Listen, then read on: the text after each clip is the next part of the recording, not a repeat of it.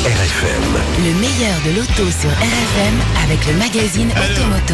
Ah bah oui, et avec Christophe Damron. Donc ce matin, Christophe, on s'intéresse à un japonais atypique et sympathique. J'ai nommé le Nissan Juke. Vous savez, cette voiture à tête de batracien, ramassée et racée, qui plaît tant aux femmes.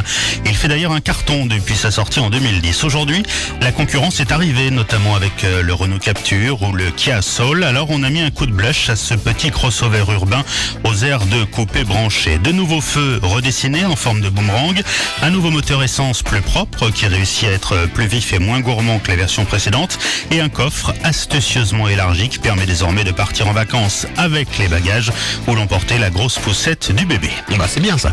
Alors le Juke, à part sa bouille, il a quoi de spécial pour se distinguer? Alors cette fois on joue à fond la carte de la personnalisation. Nissan a repris les bonnes recettes de la Mini et de la DS3 et propose de fabriquer son Juke perso. Ça passe par des tonnes de carrosserie inédites qu'on peut même reprendre sur les jantes et les boucliers, mais aussi à l'intérieur où vous composerez votre environnement en choisissant la teinte des contreportes, de la console entre les sièges, des tours d'aérateur et de lève-vitres et même de la casquette de compteur. Voilà pour le fun.